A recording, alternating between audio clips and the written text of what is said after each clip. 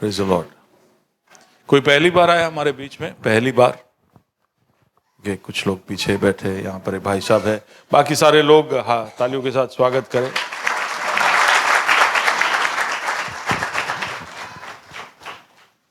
अच्छा, आपका कोई दोस्त आज आया नहीं है ना, तो आज देख लेना और उसको आज फोन करना और पूछना, भाई तू क्या कर रहा है, क्यों नहीं आता है संगति में? हाँ, आपका कोई दोस्त है जिसको आज आप नहीं मिले, आप चाहते थे कि वो आ जाता तो अच्छा होता, तो उसको आप फोन करेंगे आज? हेलो, आप फोन करके पूछना क्यों नहीं आते हो यार। हाँ, प्रभु के उपस्थिति में आना, उसके मंदिर में उसके संतों के साथ मिलकर उसकी आराधना करने में एक अलग चंगाई है, एक अलग छुटकारा है, एक अलग अनुभव है वो। आमीन। प्रभु का वचन कहता है कि हम संगति को फिजूल का ना समझे, है ना, व्यर्थ ना समझे। कुछ लोग संगति से अपने आप को परे रखते हैं, फिर कुछ समय के बाद प्रभु से ही परे हो जाते हैं। अगर आप संगति में आते रहोगे तो प्रभु संगति के द्वारा भी, क्योंकि हमारा अनंत काल संतों की मंडली में है ना, झुंड में है। हमको व्यक्तिगत रूप से प्रभु प्रतिफल नहीं देगा, हम सबको मिलकर ग्रुप में प्रतिफल देने वाला है। एक एक करके बुला के शायद प्रतिफल दे, लेकिन हमारा वहां पे क्यों, यहां पे हम प्रतिफल जब देते हैं तो एक समझो एक गाड़ी देते हैं या घर देते हैं या कोई भी ऐसा चीज देते हैं जो हमारे लिए व्यक्तिगत है, जिसका आनंद हम खुद उठाते है कि नहीं। तो हम डोर बंद करते, अंदर बैठते, एसी चालू करते, टीवी चालू करते, हम उसका लुत्फ अकेले में उठाते। लेकिन स्वर्ग में दीवार नहीं है। स्वर्ग में क्या नहीं है? दीवार नहीं है, इस तरह की भीत नहीं है, कुछ नहीं है। आपको कोई रिवॉर्ड मिलेगा, आप आराम से लॉक करके बैठोगे तो वो भाई ऐसे ही घुस जाएगा आपके अंदर। आप समझ पा रहे हो? यीशु मसीह जब जी उठा था, उसके बाद उसका शरीर ऐसा हो गया था कि कोई भी कमरा उसको रोक, कहीं भी घुस जाता था। ऐसा ही शरीर किसको मिलने वाला है? हमें मिलने वाला है। तो यानी आपको अगर कुछ भी होगा ना, तो मैं जरूर उसका लाभ उठाने में आ जाऊंगा। यानी हम सबको मिलके, प्रभु हमें जो कुछ भी देता है वो हम सबको मिलके उसका आनंद उठाना है। और उसका आदत हमको कहां डालना है? कहां डालना है? यहां पे। आमीन। इसलिए मंडली में आइए, और मंडली के अंदर, मंडली के द्वारा प्रभु बहुत सारे आशीष हमारे लिए ठहरा रखा है। अगर वचन लाए हो तो आए, उठाए, हम ऐलान करें। उठाए उठाए, ऊंचा उठाए, गर्व से उठाए, क्या ये मेरा बाइबल है, ये प्रभु का प्रेरित वचन है, ये जीवित है, ये प्रबल है, ये चोखे धार से काटता है, गहराई तक छेदता है, मेरे भावनाओं को परखता है, मेरे विचारों को जांचता है। ये उपदेश के लिए, समझाने के लिए, सुधारने के लिए, शिक्षा के लिए लाभदायक है। ये मेरे वार का हथियार है, मेरे बचाव का रहस्य है, मेरे पांव के लिए दीपक है, मेरी राह के लिए उजाला है। इसने दिखाया मैं क्या था, याद कराता है मैं क्या हूं, ये बताता है कि मैं क्या बनूंगा। इसकी ताजगी के लिए मैं तत्पर हूं, इसके छुटकारे के लिए मैं बेताब हूं, इसे सुनने के लिए मैं तैयार हूं। हमारा खुदाबंद हमेशा हमेशा हमेशा हमेशा महिमा पाए, फजल और इत्मीनान हम पाए। आमीन। ओके, एक बहुत पिछले हफ्ते हमने जो बात पर विचार किया था, हमने सुना था, उसी को मैं आगे बढ़ाऊंगा। लेकिन मैं आपकी प्रार्थना चाहता हूं, बड़े भय के साथ खड़ा हूं। मैं सोच रहा हूं कैसे इन बातों को आपके सामने रख पाऊंगा। कहने के लिए शायद सरल है, लेकिन उसको समझना बहुत ही जरूरी है, और मैं उसको कैसे समझा पाऊंगा मैं नहीं जानता। हम पिछले हफ्ते बात कर रहे थे ज्ञान के विषय में, याद है? एक ऐसी बात जिसने यीशु मसीह को रुलाया, याद है? एक तो मौत ने रुलाया, उसके एक प्रियजन के मौत ने रुलाया। लेकिन दूसरा वारदात जहां पर यीशु रोया वो यरूशलेम को देखकर था, और उसको रुलाने वाली बात क्या थी कि यरूशलेम ने अपने उद्धारकर्ता को पहचाना नहीं, उसको जाना नहीं, उसको समझ नहीं पाया, केवल इसलिए कि उसको उस बात का ज्ञान नहीं था, इस बात की समझ नहीं थी उसको। यानी ज्ञान के अभाव की वजह से यीशु यरूशलेम के लिए रोता है। हम पुराने नियम में भी होशिया नबी की पुस्तक में से देख रहे थे कि प्रभु कहता है कि ज्ञान के ना होने की वजह से, मेरे ज्ञान की वजह, तुम्हें और कोई चीज का ज्ञान हो ना हो, लेकिन मेरी समझ होगी, मेरे बारे में ज्ञान होगा, तो तुम कभी भी नष्ट नहीं होंगे, ऐसा प्रभु का वचन कहता है। ज्ञान के अभाव के विषय में हमने पिछले हफ्ते देखा था। किस तरह का ज्ञान? प्रभु का ज्ञान जब हम बोलते, प्रभु के विषय में जो ज्ञान हम जब बोलते, उसमें मैंने कहा था, एक तो जो दिमागी ज्ञान है, दूसरा जो हमारे अनुभव से हमें ज्ञान मिलता है, और तीसरा ज्ञान कौन सा था? आत्मा का ज्ञान। पहला बुद्धि या दिमाग के अंदर जो ज्ञान है, जो वचन पढ़ के आता है, जहां इस तरह से आप बातें जब प्रचार सुनते हो तो जो ज्ञान मिलता है, जो आपके दिमाग में घुसता है, आपकी बत्ती चमकती है, वो एक ज्ञान है। पर दूसरा ज्ञान है जो अनुभव से आता है। यहां पर अगर विनय खड़े होकर अपने बारे में बहुत कुछ बताता है तो आपको एक ज्ञान होगा उसके विषय में कि वो बड़ौदा में पैदा हुआ था, उसके पापा रेलवे में थे, उसकी एक बहन है, फिर वो पढ़ता नहीं था लेकिन फिर भी प्रभु ने उसको पास किया, फिर वो जर्नलिस्ट बन गया, लेकिन बड़ौदा में किसी ने उसको नौकरी नहीं दी, फिर वो अहमदाबाद आ गया, फिर हमसे मिला, फिर हमने उसको गिटार पकड़वा लिया। ये सब उसकी कहानी है। ये सब सुनकर आपको उसके विषय में, आपके दिमाग में विनय के विषय में अभी एक ज्ञान हो गया ना, पता चल गया ना कि वो कैसा आलसी, कैसा आदमी था, आपको समझ में आ गया। लेकिन उसके साथ आप चलने फिरने लगोगे, आप उसके साथ घूमने लगोगे,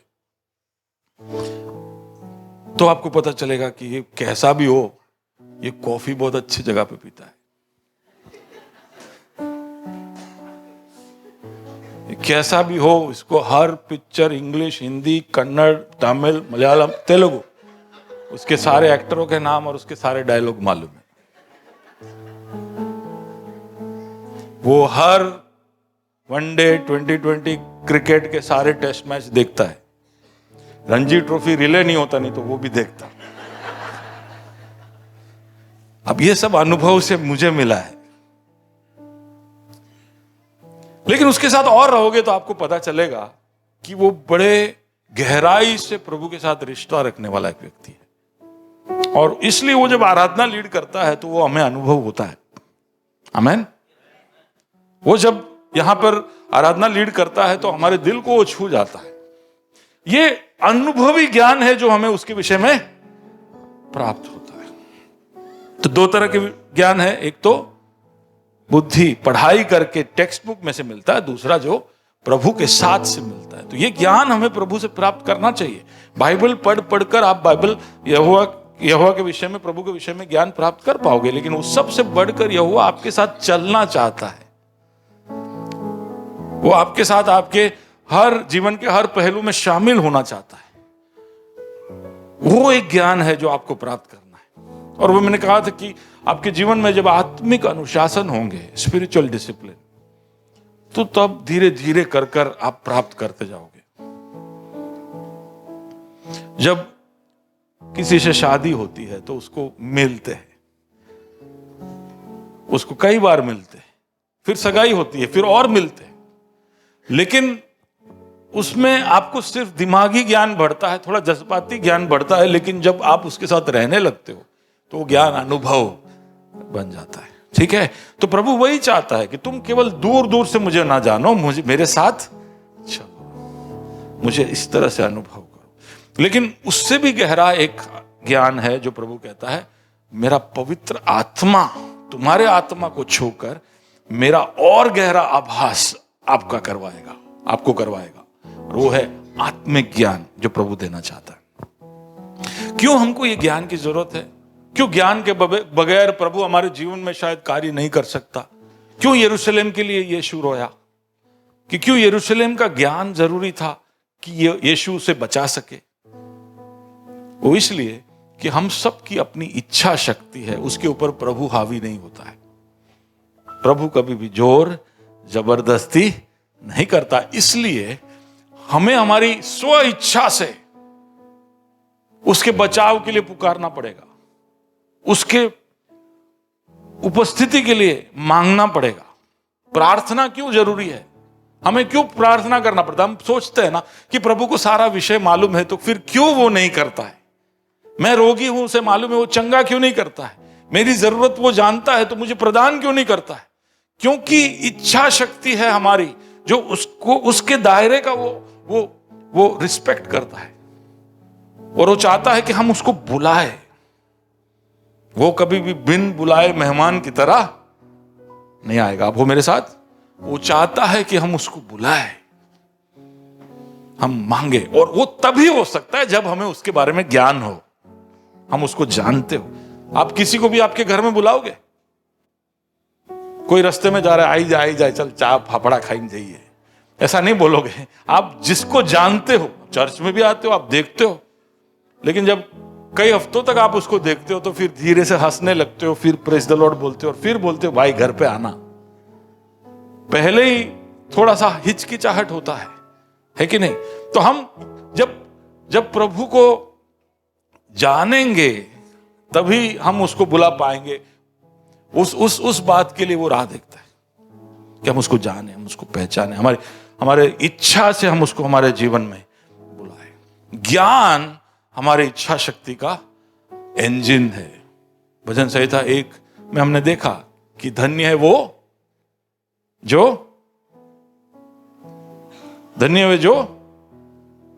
दुष्टों की युक्ति पर नहीं चलता। याद है ना? हाँ, तो वो हम जानते हैं, वो नहीं चलता, लेकिन कहां चलता है? वो धर्मी के राह में चलता है। हमने देखा कि 2 तरह के राह है, और वो अपनी इच्छा शक्ति का इस्तेमाल कर वो दोनों में से राह को वो चुनता है। ओके। और ज्ञान इसलिए भी जरूरी है क्योंकि ज्ञान एक दास को एक वारिस से अलग करता है। तो ये सारी बातें थी जो हमने पिछले हफ्ते याद की या देखी। इस ज्ञान का आरंभ तभी होता है जब हम मान जाते कि ज्ञान हमारे अंदर नहीं है, इसका अभाव है, हमें इसकी जरूरत है। We need more of you. प्रभु तेरे ज्ञान की हमें जरूरत और चाहिए, और सीखना है। कोई भी टीचर है यहां पर? टीचर हाँ टीचर है। ओके, 2 3 4 लोग हैं। आपको कौन से बच्चों को पढ़ाना मजा आता है? जो सीखना चाहते हैं, जो सीखना चाहते हैं। प्रभु भी ऐसा ही है। वो जब देखता है कि आप सीखना चाहते हो, आपके अंदर वो भूख है कि आपको सीखना है, आपको जानना है, आपको उसको पहचानना है, तो वो और आपको अपने आप को प्रकट करेगा, और रिवील करेगा, और प्रकट करेगा, और आप सीखते जाओगे। लेकिन उसके लिए आपको सबसे पहले यह मानना पड़ेगा कि आपके अंदर उस ज्ञान की कमी है। और प्रभु का वचन यह भी कहता है कि यहोवा का भय ज्ञान का आरंभ है, शुरुआत है। ओके, तो ये हमने पिछले हफ्ते देखा। लेकिन हमने पिछले हफ्ते ज्ञान की कुंजी, ये ज्ञान हमें जो मिलता है तो उससे हमें क्या प्राप्त होता है वो हमने देखा था। 2 पत्रस उसका 1 अध्याय हमने खोला था, और उसमें से कुछ बातें मैंने कहना शुरू किया था, और फिर समय समाप्त हो गया था, 12 बज गए थे। ओके, तो उन बातों की ओर वापस हम गौर करेंगे। हम देख रहे थे कि ज्ञान एक कुंजी है। क्या है? चाबी है, चाबी कुंजी है जो बहुत सारी चीजों को हमारे जीवन में खोलता है। मैं आज 5 चीजें बताऊंगा, जिसमें से 3 पिछले हफ्ते बता चुका हूं, 2 और चीजें बताऊंगा। ज्ञान के प्राप्त होने से, प्रभु के ज्ञान के, है ना, जनरल नॉलेज नहीं, बाइबल के पढ़ने से नहीं, प्रभु को जानने से, पहचानने से क्या आपके जीवन में प्राप्त होता है, उसकी 5 अलग अलग पड़ाव है जिसमें आप और बढ़ते जाते हो, प्रभु के और नजदीक होते जाते हो। वो आगे पीछे हो सकता है, एक के पीछे एक होना जरूरी नहीं है, लेकिन 5 पड़ाव मैं देख रहा हूं जो मैं आपके सामने लेके आऊंगा। प्रभु मेरी मदद करना कि आज इस वचन की सच्चाइयों को तेरे इन लोगों के सामने मैं रख पाऊं। तेरा अभिषेक मांगता हूं यीशु के नाम से। ओके, तो क्या है दूसरा पत्रस 1 और उसका 2 पढ़िए। परमेश्वर की और हमारे प्रभु यीशु की पहचान के द्वारा अनुग्रह और शांति तुम्हें बहुतायत से बढ़ती जाए। या तो मैंने कहा कि ज्ञान इस बात का हो जाए कि वो प्रभु है या वो परमेश्वर है और वो आपका प्रभु है। ओके, क्या कौन सा ज्ञान है? जॉय, कौन सा ज्ञान? कि वो परमेश्वर है। सबसे पहले वो परमेश्वर कौन होता है? परमेश्वर कौन होता है? आप उसके सामने जब आते हो तो वो परमेश्वर है, यानी अधिकार में सबसे ऊंचा। फिर परमेश्वर यानी राम बहादुर, परमेश्वर यानी रोमिल, परमेश्वर यानी सृष्टिकर्ता। ओके, यानी आपका बनाने वाला। आप उसके सामने आते हो तो आपके दिमाग में क्या चल रहा है? वो मेरा बनाने वाला है। और क्या है? परमेश्वर यानी क्या? वो बहुत ताकतवर है और शक्तिशाली है और न्याय करने वाला है। हां, और उद्धार करने वाला है। उद्धार परमेश्वर, हाँ, नवा जीवन वो उद्धारकर्ता में आता है। परमेश्वर जब हम बोलते हैं, परम ईश्वर जब हम बोलते हैं, हाँ, सबसे ऊंचा, सर्वोच्च। महान शानदार गाना सुन लेना। परमेश्वर जब हम बोलते, आप उसके पास जब आते तो वो कौन है, वो ज्ञान आपको होगा। अब वो ज्ञान केवल दिमाग में नहीं, आपके हर निर्णय में जब आप दिखाओगे कि यार ईश्वर मुझे देख रहा है, मैं ईश्वर का हूं। और ईश्वर कौन है? वो न्याय करने वाला है, वो भस्म करने वाला आग के समान है। वो जब ज्ञान आपके अंदर होगा, उसका मतलब है कि आपके जीवन के सारे निर्णय आप उसी तरह से लोगे कि ईश्वर ईश्वर ईश्वर ना भय में मारे जीव छे, ईश्वर के भय में मुझे जीना है। वो जब ज्ञान आपके अंदर होगा, और कि यीशु मेरा प्रभु है, यीशु मेरा प्रभु है। यहां पर पत्रस कहता है कि ये 2 बातों का ज्ञान। अब यीशु मेरा प्रभु का मतलब, प्रभु कब बना? वो जब उसने अपना लहू बहाकर तुम्हें शुद्ध किया और तुम्हारे पापों का दाम चुकाया और तुम्हें खरीद लिया, मोल ले लिया। वो आपका स्वामी बन गया, आपका प्रभु, आपका मास्टर बन गया। यानी आप अब खुद के नहीं, किसके हो? प्रभु के हो। अब मेरे को मेरा ही इच्छा नहीं करना है, क्या करना है? प्रभु की इच्छा को करना है। यानी वो व्यक्ति जो जानता है कि ईश्वर स्वर्ग में है, मूर्ख अपने मन में बोलता है कि ईश्वर नहीं है, लेकिन जो प्रभु का भय रखता है वो ईश्वर के भय में अपने जीवन को चलाता, आगे बढ़ाता, निर्णय लेता। और वो ये बात का भी ध्यान हमेशा रखता है कि मेरा उद्धार करता, मुझे बचाने वाला, मेरा मालिक, मेरा स्वामी, मेरा आला कौन है? यीशु। यीशु, यीशु ने मुझे खरीदा है, यीशु के लिए मैं जीऊंगा, यीशु ने मुझे आदर्श दिखाया है, मैं यीशु से प्यार करता हूं क्योंकि यीशु ने मुझसे पहले प्यार किया। जो यीशु को अपने जीवन में आगे रखता है, उसके लिए वो उसको ज्ञान बोलते। क्या बोलते? वो ज्ञान है। वो ज्ञान है कि यीशु कौन है मेरा और मैं यीशु का कौन हूं। वो मेरा दुल्हा, मैं उसकी दुल्हन। वो मेरा राजा, मैं उसकी प्रजा। वो मेरा स्वामी, मैं उसका दास। वो ज्ञान सिर्फ दिमाग में नहीं, जीवन के हर निर्णय में। पत्रस कहता है ये ज्ञान तुम्हें होगा ना, तो मैं तुम्हें अनुग्रह और शांति बहुतायत से दूंगा। क्या क्या दूंगा? प्रभु की ओर से अनुग्रह और शांति तुम्हें मिलेगी। इतना ज्ञान, और इस तरह से तुम जब निर्णय लेकर जियोगे तो ये 2 चीजें आपको ऐसे सप्लाई आते रहेगा, आते ही रहेगा। आपको चाहिए या नहीं चाहिए, रोज सुबह आते रहेगा। अनुग्रह ले, और अनुग्रह। अनुग्रह क्या है? अनुग्रह, अनुग्रह वो है जो आपको फेल होने से बचाता है। आमेन। अनुग्रह वो है जो आपको असफल होने से, निष्फल होने से बचाता है। आप जिंदगी के हर कदम पर कहीं ना कहीं कुछ ना कुछ गलती, कुछ ना कुछ ऐसा काम करोगे जिससे आपको नुकसान हो सकता है, होता है कि नहीं? जिससे हम कमजोर हो सकते हैं, होते हैं कि नहीं? हमें हमेशा किस चीज की जरूरत है? अनुग्रह की।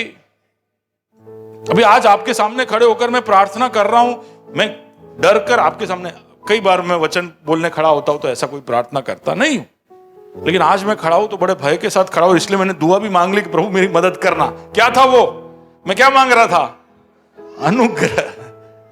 मुझे आज इस वचन की सेवकाई में फेल नहीं होना है। मुझे फर्स्ट क्लास सेकंड क्लास नहीं चाहिए, मुझे डिस्टिंक्शन चाहिए। प्रभु क्या चाहिए मुझे? तेरा अनुग्रह चाहिए कि मैं और आगे इसको लेकर जाऊं। अनुग्रह की हमें जरूरत है निरंतर। अभी अप्रेजल का महीना आ रहा है, पूरा साल आपने कुछ नहीं किया तो अगले एक दो महीने के अंदर अच्छा टारगेट मीट करना है, इंप्रेस करना है बॉस को। प्रभु तेरा अनुग्रह चाहिए, चाहिए कि नहीं? लेकिन वो कैसे मिलेगा? कुंजी क्या है? कुंजी क्या है? इस ज्ञान में और इस पहचान में हमारे सारे निर्णयों को लेते रहना कि वो मेरा परमेश्वर है और वो मेरा प्रभु है। वो मेरा परमेश्वर है, वो मेरा प्रभु है। दोस्त कहे कि चल आजा इधर जाते हैं, और कोई कहता है कि चलो इधर मिलते हैं। आपका मन कहता है कि चलो ये साइड पे चले जाते हैं। आपको ऐसा लगता है चलो इसको मैं ऐसा एक चैट भेज देता हूं, चलो मैं इसको पैसा जो उसने मुझे दिया वो मैं नहीं देता उसको वापस, चलो एक छोटा सा सफेद झूठ मैं बोल देता हूं। ये सब हमारे जीवन में आने वाले निरंतर चुनौतियां है, और उसमें आप जब वो परमेश्वर है, वो प्रभु है, ऐसा ध्यान रखकर निर्णय लेते रहोगे तो आपको क्या मिलेगा? अनुग्रह। और क्या मिलेगा? शांति। शांति मिलता रहेगा। अब अनुग्रह वहां पर चाहिए जहां पर हम गलतियां करते हैं, लेकिन सारी चीजें हमारे कंट्रोल में नहीं है। बहुत सारी चीजें हमारे कंट्रोल के बाहर है। अब बॉस गुस्सा कर रहा है तो वो हमारे हाथ में नहीं है। हमारे ऑफिस के अंदर की परिस्थितियां मुश्किल है तो हमारे कंट्रोल में नहीं है। हमारा एक्सीडेंट हो गया गाड़ी का तो वो हमारे कंट्रोल में नहीं है। कोई बीमारी हमारे घर पे आई, घर पे मौत आई तो वो हमारे कंट्रोल में नहीं है। और ऐसी बातें जो हमारे कंट्रोल में नहीं है हमारे जीवन में आती है तो हम क्या हो जाते हैं? बेचैन हो जाते हैं, व्याकुल हो जाते हैं, चिड़चिड़े हो जाते हैं, हमारे मन की शांति चले जाती है, टेंशन में रहते हैं। ऐसा भारी भारी लगता है, छाती पे लगता है जैसे कि 10-15 किलो का भार रख दिया हो। आप कहीं के लिए निकल रहे हो। मैं एक मीटिंग में गया था, मीटिंग के लिए जा रहा था तो रास्ते में मुझे फोन आता है कि मेरा एक केस जो चल रहा है उसमें जो वकील है मेरा, अब ये आने वाले गुरुवार को उसका डेट है, उसका हियरिंग करना है। तो मैं वो सब तैयारी करके जा रहा हूं और मुझे फोन आता है कि अब वकील मेरा केस नहीं लड़ेगा। और मैं इधर शहर में हूं भी नहीं, मैं बाहर हूं। यानी मैं आऊंगा अब 4-5 दिन के बाद, और अगले 3 दिन के अंदर मुझे नया वकील ढूंढना है और उस वकील को सब बताना है। एक केस जो मैं जीत रहा हूं, हो सकता है कि मैं हार जाऊं। अब एक उदाहरण में बता रहा हूं आपको कि ऐसे में क्या हो जाएगा, क्या हो जाएगा। ध्यान मेरा मीटिंग पे होगा कि एडवोकेट पे होगा? मुझे जो करना है उससे मेरा मन भटक जाएगा और मेरा ध्यान अब हो जाएगा कि अब किसको बुलाओ, और हो गया पूरा डिस्टर्ब। हो जाता है कि नहीं? अब मैं तो कई बार पकड़ लेता हूं आप लोग, तो क्या हो गया, क्या हुआ आज क्यों मुंह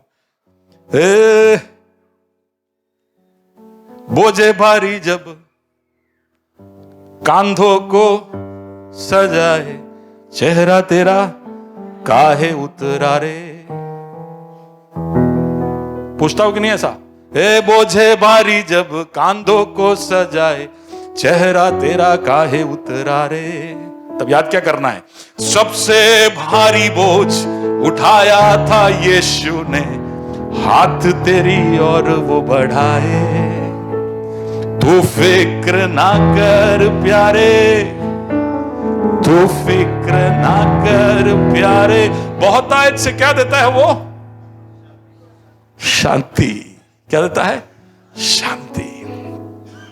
ये जो चीज, इसलिए हम जब ऐलान करते, बाइबल का ऐलान करते हैं ना, तो सबसे आखिर में ये बोलते हैं, हमारा खुदावंद हमेशा हमेशा हमेशा हमेशा महिमा पाए, और हम क्या पाए?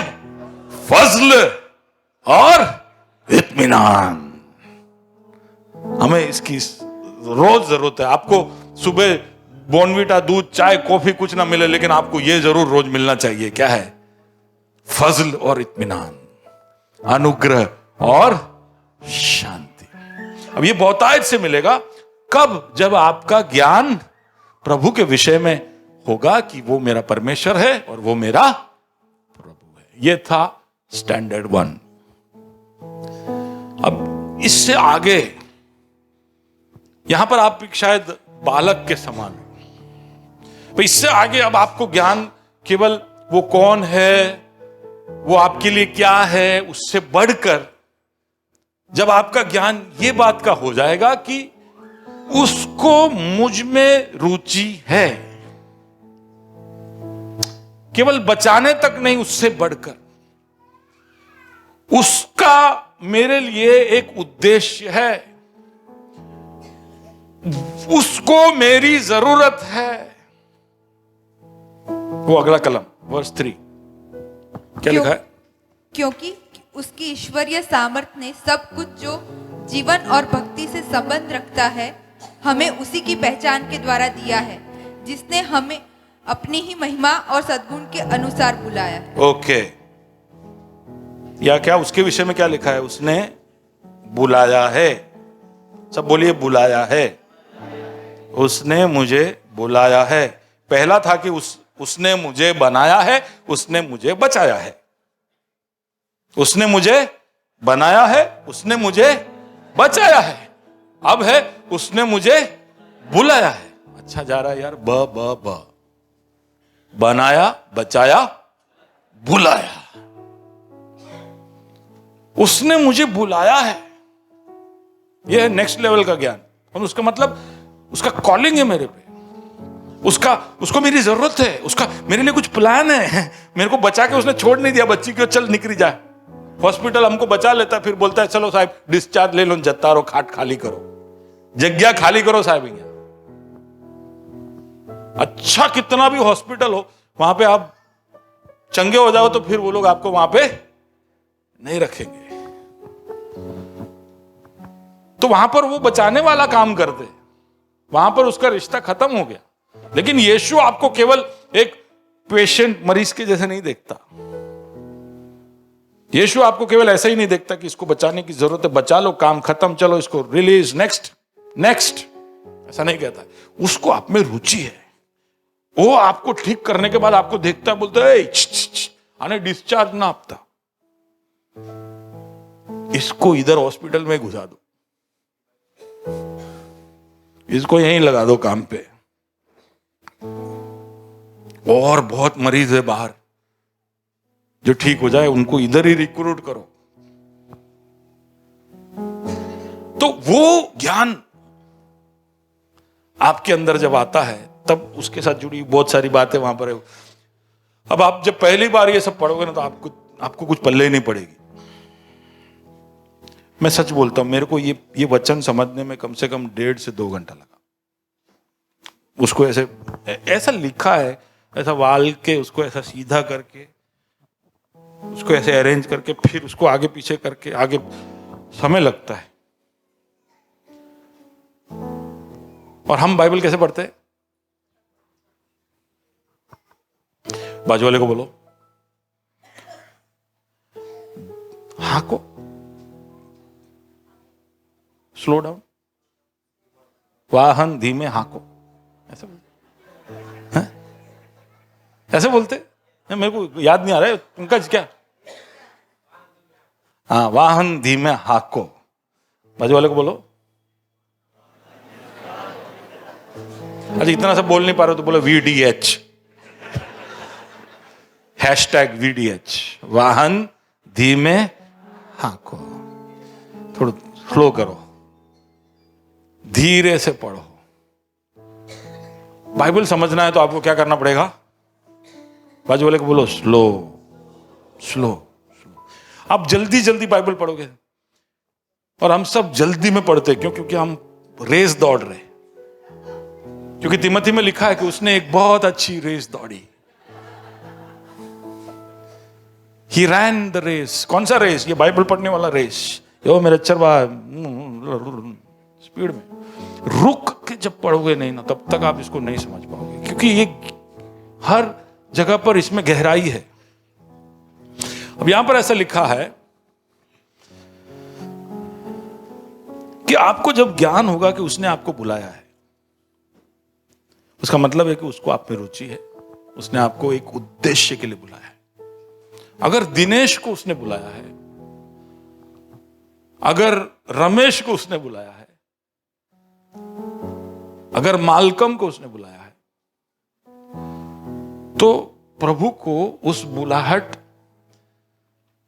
के अंदर उसका एक क्या है? प्लान है, एक उद्देश्य है। क्योंकि मैं कंपनी चलाता हूं तो मैं किसी को भी वहां नौकरी पे नहीं रख दूंगा। कोई भी आए, सुधीर आई जा, चल बैठ जा, कितना चाहिए तेरे को? ओके दे दूंगा। फिर वो अगले दिन सुबह आके वहां बैठ जाता है, 2-3 दिन तक आता है, बैठता है, मैं कुछ बोल ही नहीं रहा हूं, क्योंकि मेरे पास कोई उद्देश्य नहीं है। मेरा उद्देश्य इतना ही है कि इसको पगार दे दे। तो 2-3 दिन के बाद सुधीर क्या हो जाएगा? सर थोड़ा काम दो, कुछ दो काम, कुछ तो काम दो।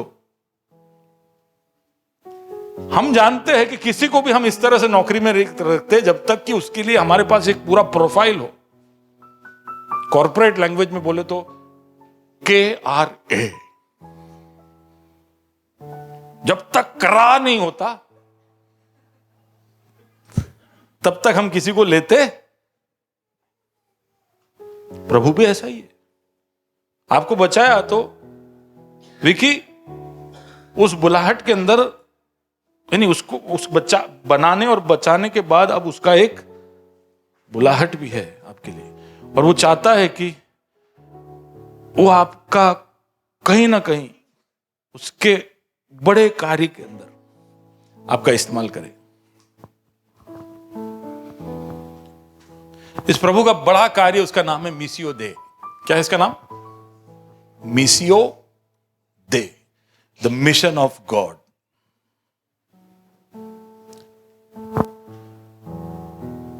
प्रभु एदन वाटिका से मिसियो दे में लगा हुआ है। यीशु मसीह आया तब नहीं, पहले से प्रभु का एक मिशन है, हम सबका उद्धार, हम सबको वापस वहां पर पहुंचाना जहां पर उसने पहले सोचा था। वो उसका उद्देश्य है। तो आपको जब वो बचाता है तो आप तो केवल पृथ्वी पे बचे हो, उसका जो मिसियो दे है उसकी तरफ आप पहुंचे नहीं हो। तो वो आपको उसके लिए उसका काम आपके जीवन में जारी रखता है। तो गीता बहन आपको बचा लिया तो अब उसका बुलाहट क्या है? कुछ तो है, वो शायद मैं ना पहचान पाऊं लेकिन आप जानोगे। अब ये जब ज्ञान आपके अंदर होगा ना कि यार मुझे ऐसा, क्या बोलते उसको, निठल्ला बोलते,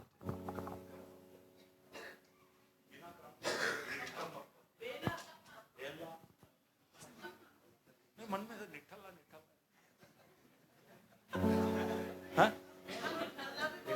हाँ बस बोलो ना ऐसा यार। मेरे को ऐसा लग रहा है मैं कुछ कोई गाली वाली तो नहीं बोल रहा ना ऐसा।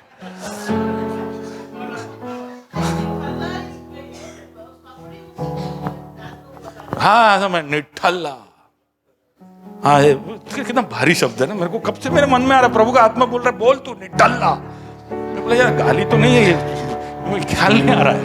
ऐसे सब मैं इधर स्टेज पे से कुछ भी बोल देता हूँ कभी कभी, डर लगता है मेरे को। तो स्वर्ग के राज्य में कोई भी निठल्ला, कोई ना कोई उद्देश्य से उसने आपको बुलाया, और इस उद्देश्य का आपको जब ज्ञान होगा तो वो क्या करेगा। अच्छा, ये ज्ञान जब होगा ना तो आपको ये भी पता है कि इसने अगर मुझे बुलाया है तो उसके, अगर मैं किसी को नौकरी पे लगता हूं तो मैं उसके लिए सबसे पहले तो एक टेबल रखूंगा कि नहीं? कुर्सी टेबल, तुम कल से इधर आके बैठना, और फिर उसके काम के साथ जुड़े उसको एक लैपटॉप, फिर मैं उसको समझाऊंगा कि देख भाई इतने बजे आने का, इतने बजे जाने का, और फिर उसमें तेरे को जो जो जरूरत होगी, तेरे ऊपर लाइट नहीं है तो लाइट, पंखा नहीं है तो पंखा, फिर तेरे को इधर उधर घूमना है तो तेरे को पेट्रोल अलावेंस, और फिर काम बढ़ाना है तो तेरे नाम का विजिटिंग कार्ड। हमें ऐसा ही होता है ना, किसी को नौकरी पे रखते तो मालिक दिमाग ज्यादा लगाता है कि नहीं, उसको सब कुछ उपलब्ध करा के देता है, सब कुछ उपलब्ध करा के देता है। अगर मैं उसको दूसरे कोई शहर में भेजूं तो मैं ये पक्का करता हूं कि उसके पास पूरी तैयारी है, ये हमारा होटल के साथ टाई अप है, ये रेस्टोरेंट के साथ ये टाई अप है, तुम ये करना वो करना, ये डीलर को मिलना, ये डिस्ट्रीब्यूटर, ऐसे ही किसी को जाने नहीं देता। तो जब इस पृथ्वी के मालिक लोग इतना ध्यान रखते हैं, तो अगर प्रभु ने हमको बुलाया है तो वो उस बुलाहट के लिए जो कुछ भी आपको चाहिए वो सब भी देगा कि नहीं देगा, काबिलियत देगा कि नहीं देगा, वो आपको सामर्थ्य देगा। He gives you his company। वो कहेगा, जोशुआ को कहा, जोशुआ तुझे जाकर ये वाचा का प्रदेश इजराइल के लिए जीतना है। वही तो बैठ गया, डर गया, स्ट्रेस में आ गया। बोर्ड एग्जाम, बोर्ड, कितने लोग हैं बोर्ड एग्जाम वाले? 2 ही लोग हैं। और भी बच्चे, कि आपके घर में कोई बच्चे जो बोर्ड एग्जाम देने वाले? यस, वहां पे बोर्ड एग्जाम है। ओके, कितने हाथ जरा ऊपर करिए, मुझे जानना है, हम उसके लिए दुआ करना चाहते हैं। या बोर्ड एग्जाम है, बोर्ड एग्जाम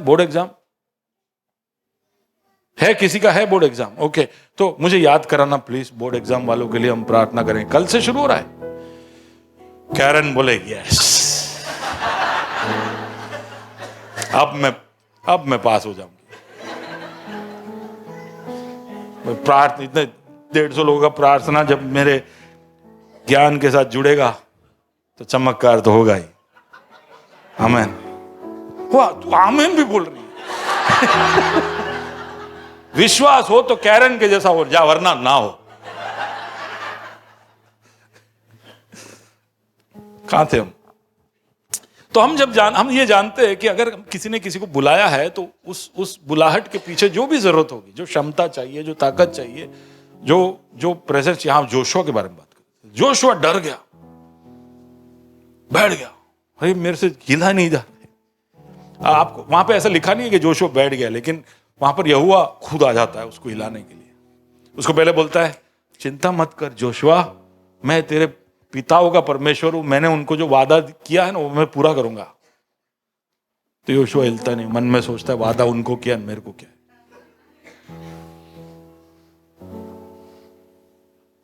तो फिर प्रभु बोलता है कि तू मेरी व्यवस्था से दाएं और बाएं नहीं जाएगा ना तो तू सफलता प्राप्त करेगा। योशुआ सोचता है ये तो मैं सालों से कर रहा हूं, फिर भी मेरी ये हालत क्यों है, मैं कितना डरा हूं। तो फिर प्रभु कहता है कि जोशुआ मैं तेरे साथ हूं।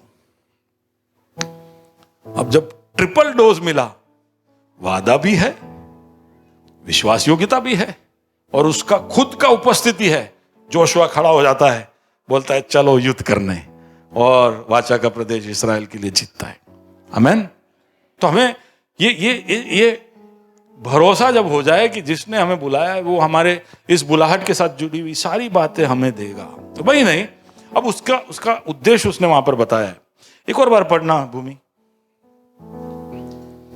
क्योंकि उसकी ईश्वरीय सामर्थ्य ने सब कुछ जो जीवन और भक्ति से संबंध रखता है हमें उसी की पहचान के द्वारा दिया है, जिसने हमें अपनी ही महिमा और सद्गुण के अनुसार बुलाया है। उसने हमें बुलाया है तो उसकी महिमा और उसके सद्गुण, या दूसरा एक शब्द है उसकी एक्सेलेंस, उसकी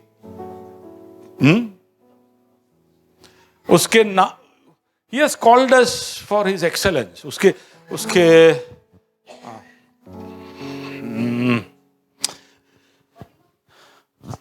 उसका बुलाहट में ऐसा एरा गहरा कुछ आपसे नहीं करवाना चाहता है। आप जो भी करोगे उसमें उसकी महिमा होगी, उसकी महिमा। प्रभु का महिमा तभी होगा जब कुछ ऐसा साधारण कुछ होगा तो नहीं होगा ना, कुछ अलग से हटके होगा, कुछ श्रेष्ठ होगा, कुछ विशिष्ट होगा, तब उसका महिमा होगा, तब उसका सद्गुण दिखाई देगा। तो उसका बुलाहट कुछ अनोखे कामों के लिए है। हेलो, वापस मैं आपको याद कराना चाहता हूं कि उसने हमें बुलाया है झुंड के अंदर छुप जाने के लिए नहीं। हम गाते हैं ना, बड़े भीड़ में भी तूने देख लिया, गाते हैं ना ऐसा। बड़े भीड़ के अंदर भी वो हमें ढूंढ लेता है, क्योंकि वो ऐसा नहीं चाहता कि आप भीड़ में खो जाओ, भीड़ के साथ मिल जाओ। हम तो ऐसे ही चाहते हैं, चर्च में आते तो इसलिए पीछे पीछे बैठते हैं, प्रभु मेरे आगे 2-4 और को भेज देना, ताकि उनके सर के पीछे मेरा सर एग्जैक्ट छुप जाए। साहेब બહુ ખતરનાક છે, ક્યારે भी नाम बोली दे છે, ક્યારે भी सवाल पूछी दे છે। हम ऐसे भीड़ में छुपना चाहते हैं, लेकिन प्रभु नहीं चाहता कि हम भीड़ में छुपे। वो चाहता है कि हम उसकी महिमा के लिए कुछ उत्तम, कुछ श्रेष्ठ, कुछ विशिष्ट करें। ठीक है, अब ये करने के लिए उसने हमें बुलाया। ये अगर आपको ज्ञान होगा ना, ओके, अभी स्टैंडर्ड 2 ही चल रहा है, ये ज्ञान आपको होगा ना कि उसने उसके बड़े मिसियो दे में, उसके बड़े काम के अंदर मुझे शामिल किया है कुछ करने के लिए। ये ज्ञान के साथ आप आगे बढ़ते रहोगे। किसी को देखा तो दया किया, उस पर करुणा किया, किसी की हालत देखी ऐसी कि इसको बहुत जरूरत है और आपके पास कुछ है उसको देने के लिए, तो दिया। ये सब आपका बुलाहट का भाग है। ऐसा कोई व्यक्ति आपको दिख गया जिसने आपको बहुत बार चूना लगाया है, तो आपके दिल में उसको देखकर नफरत उभरा, लेकिन आपको याद आया कि मेरा बुलाहट है, मेरे ऊपर बुलाहट है, मुझे ऐसा नहीं होना। मैं एक जगत की ज्योति हूं, मैं नमक हूं। एक गाल पे कोई चाटा मारे तो मुझे दूसरा दिखाना है, मुझे माफ करना है, मेरे शत्रुओं के लिए मुझे दुआ करना है, उनके ऊपर आशीषें बोल। ये सब मेरा बुलाहट का भाग है। ये ज्ञान में तुम बढ़ते रहोगे, हमेशा आपके अंदर प्रभु के स्वभाव को दिखाने के लिए तत्पर रहोगे, तो वो आपके जीवन के लिए और आपके भक्ति के लिए जो कुछ भी जरूरत है वो सब आपको देगा। हेलो, अब ये बहुत बड़ा बात है। और इसके लिए मैंने, can you just go down, और मैंने पिछले हफ्ते एक just do next and you will see an image there. या ये क्या है पता है? ये क्या है पता है? ये अर्थ, वीनस, मार्स, ये कुछ नहीं है, ये एक अंडा है।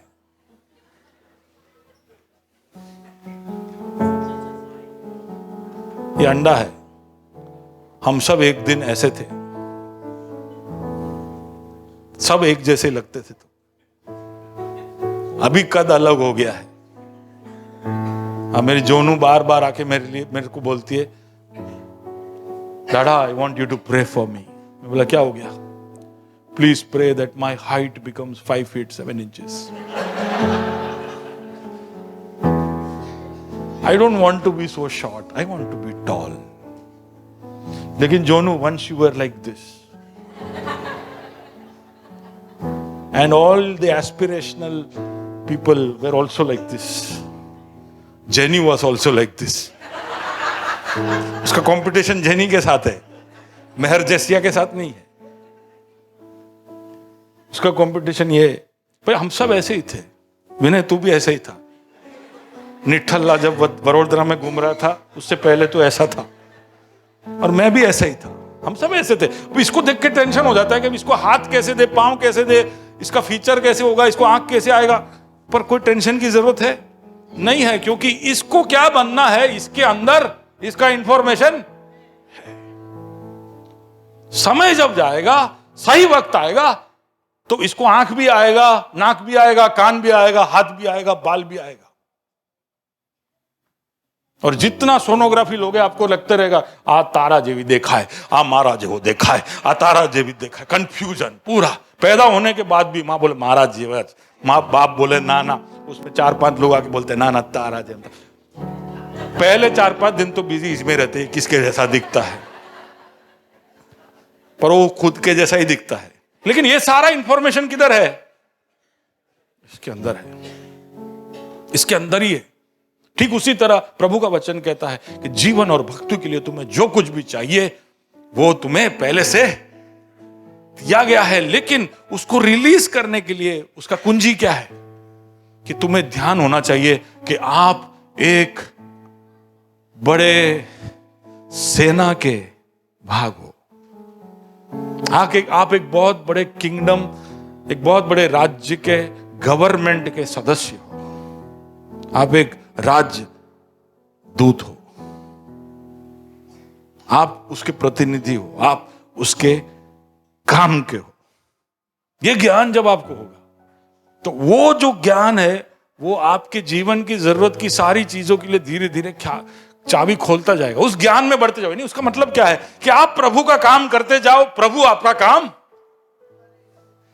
सीक ye फर्स्ट, प्रभु के राज्य को पहले ढूंढो तो बाकी सारी चीजें तुमको मिलती जाएगी। हम सोचते रहते हैं कि ये कैसे मिलेगा, ये कब मिलेगा, वो कब मिलेगा। प्रभु बोलता है तू काम करते जा, तू तेरे उद्देश्य को पूरा करते जा, और तेरे जीवन के लिए जो जरूरी है मैं जोड़ते जाऊंगा।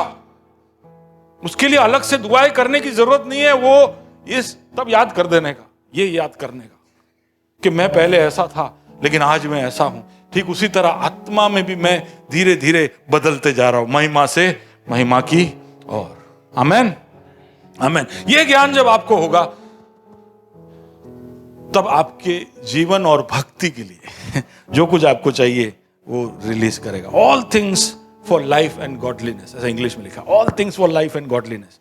इस पृथ्वी पर रहने के लिए और इस पृथ्वी पर परमेश्वर के एक बच्चे या बालक के जैसे रहने के लिए जो कुछ आपको चाहिए, जो कुछ लिस्ट बना लो, घर में जाके डायरी में लिख लो मुझे क्या क्या चाहिए। वो सारी चीजों को प्रभु देगा, लेकिन आप मांगो तब नहीं, जब आप उसकी बुलाहट को पूरा करते जाओगे तो वो आपको देता जाएगा। इसलिए खाली खाली टेंशन लेके बैठे रहना कि ये कब होगा, वो कब होगा, चिंता मत करो। आप प्रभु का हित पूरा करते जाओ, वो आपके लिए कार्य करते जाएगा। ओके, चाबी क्या है? चाबी क्या है? ज्ञान। Let's go ahead, next verse, verse 4। जिनके द्वारा हमने, अच्छा एक मिनट, और ये सब चीजें जो है ना, जो प्रभु का बुलाहट है, उसका पहला वर्ष पढ़िए ना, वर्ष 3 का। उसके ताकत ने क्या, उसकी ईश्वरीय सामर्थ्य, इसकी ईश्वरीय सामर्थ्य ने ये सब आपके लिए किया है।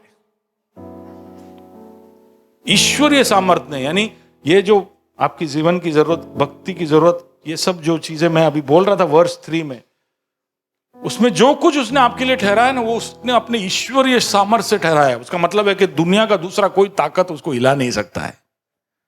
आप हो मेरे साथ?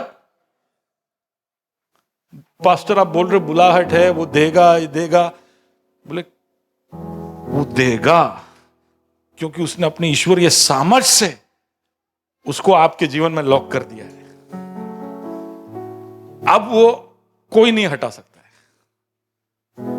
शत्रु बहुत सारी योजनाएं करेगा, बहुत सारे उसके प्रहार वो आपके ऊपर करेगा, लेकिन क्योंकि उसने अपनी ईश्वरीय ताकत से, सामर्थ्य से उसको रखा है, वो आपके पास से कोई छीन नहीं सकता है। ओके, आमेन। ओके, या पढ़िए वर्स 4। जिनके द्वारा उसने हमें बहुमूल्य और बहुत ही बड़ी प्रतिज्ञाएं दी है, हाँ, ताकि इनके द्वारा तुम उस सड़ाहट से छूटकर जो संसार में बुरी अभिलाषाओं से होती है, ईश्वरीय स्वभाव के सहभागी हो। जोरदार एको में आ रहा था, स्टैंडर्ड 3। ओके, क्या है? अब वहां पर ऐसा लिखा है कि तुम इस तरह से आगे बढ़ते जाओगे तो आप धीरे धीरे ऐसे प्रतिज्ञाओं को, सारे एडजेक्टिव जरा वापस पढ़ना एक और बार, उसके जिनके द्वारा उसने हमें बहुमूल्य और बहुत ही बड़ी प्रतिज्ञाएं दी है। अच्छा, आप है ना 2 पीटर जब पढ़ोगे ना तो आप ध्यान से पढ़ना कि कितनी बार पतरस ने इस तरह के शब्दों का इस्तेमाल किया है। श्रेष्ठ, बहुमूल्य, अति उत्तम, ये वो, प्रेशियस, एक्सीडिंग, सरप्राइजिंग। उसका आप देखोगे ना तो वो पूरे पूरे पत्र के अंदर वो उसने इसी तरह के विशेषणों का इस्तेमाल किया है। वापस पढ़िए। जिनके द्वारा हाँ, उसने हमें बहुमूल्य और बहुत ही बड़ी प्रतिज्ञाएं दी है। बहुमूल्य और बहुत ही बड़ी प्रतिज्ञाएं दी है, जिससे हम उसके स्वभाव के सहभागी हो सके। यानी आप जब इस तरह से प्रभु के ज्ञान में बढ़ते जाओगे तो आप धीरे धीरे कर कर ईश्वरीय स्वभाव को आपके जीवन में देख पाओ।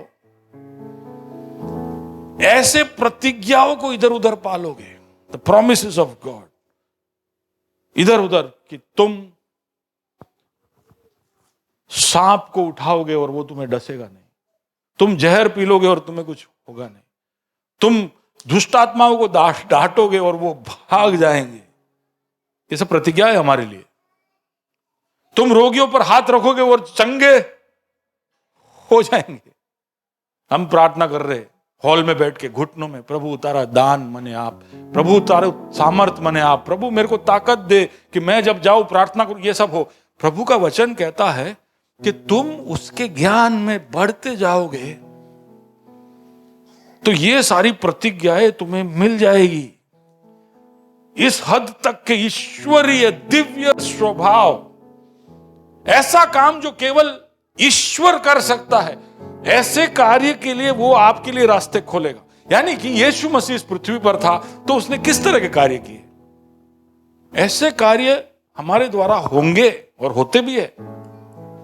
हमको ऐसा है कि ऐसा बहुत धूम धमाके से होना चाहिए। अभी हम थोड़ी देर पहले सीमा की बात कर रहे थे। कौन है सीमा, पता है? सीमा यहां बैठी है ना। तो सीमा के बारे में हम क्या बात कर रहे थे? क्या हो रहा था उसको उल्टी हो रही थी। अब वो मैंने उसको कहा कि यीशु तुम्हें ठीक कर देगा, और उसने सुना हाँ। मैं बोला विश्वास करते हो? उसने बोला हाँ। अब उसको यीशु कौन है, कहां पैदा हुआ, किधर था, उसने क्या किया, इतना कुछ उसको पता नहीं था। उसने बोला विश्वास कर लिया कि हाँ विश्वास कर। और मैंने प्रार्थना कर लिया। मैं प्रार्थना किया तो मैंने ऐसा विश्वास किया कि मेरा प्रभु कर सकता है, उसके लिए उसको जरूरत है। कोई 12 साल से रोज 8 बजे उल्टी करे तो उसको चंगाई की जरूरत है कि नहीं? है कि नहीं? मैंने कहा प्रभु उसको चंगा कर दो। अब मैं कोई बड़ा चंगा करने वाला हूं क्या? मेरे खुद की इतनी तकलीफ है।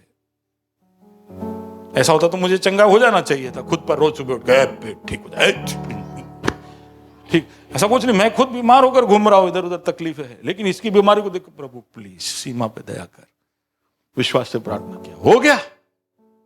अब दिव्य है कि नहीं? दिव्य स्वभाव है कि नहीं? मेरे में कुछ खास है क्या? मेरे को इतना ही मालूम था कि प्रभु मेरा कर सकता है। Hallelujah, hallelujah.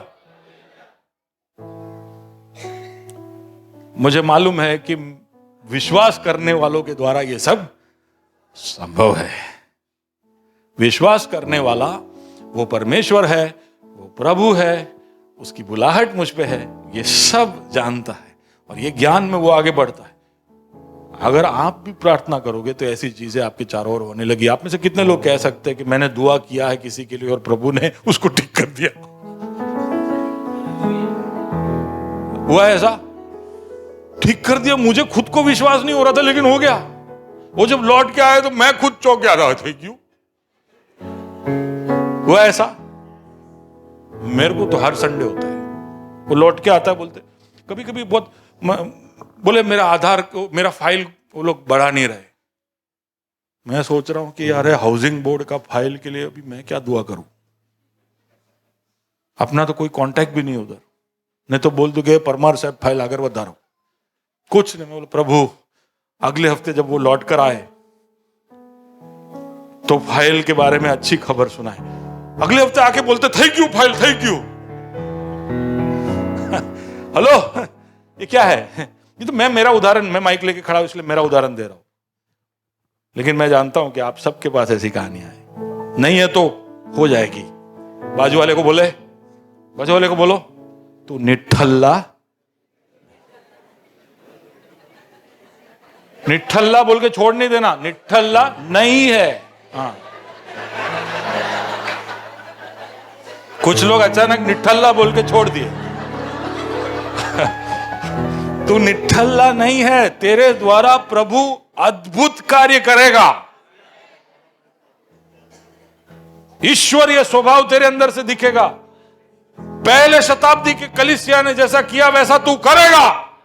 आमीन। हमारे अहमदाबाद को उसकी जरूरत है। पास्टर सब जगह पहुंच नहीं सकता है और पास्टर को पहुंचने की जरूरत भी नहीं है। आप सब पावर हाउसेस हो जिसको प्रभु ने अलग अलग जगह पर रखा है। आप जब चलो ना तो कहना चाहिए, आपको सोचना चाहिए कि प्रभु ऐसा क्या खास था पतरस के छाया में जो मेरे छाया में नहीं है। समझे मेरी बात? आज रुमाल लाया नहीं तो मैं उठा के बोलता ऐसा क्या खास था पतरस के रुमाल में जो मेरे रुमाल में नहीं है। रुमाल लाए हो, निकालो, घुमाओ, बोलो ये खास रुमाल है। कितने लोग हंस रहे हैं। खास ही है ये, मैं किसी को दे नहीं सकता। देखो घर से निकलो तो 2 रुमाल रखना, एक पहुंचने के लिए और दूसरा जिसके द्वारा चिन्ह चमत्कार। पतरस के रुमाल से लोग चंगे हो जाते थे। पतरस पहुंच नहीं पाता था कहीं पे, बोलता हाँ रुमाल ले जा।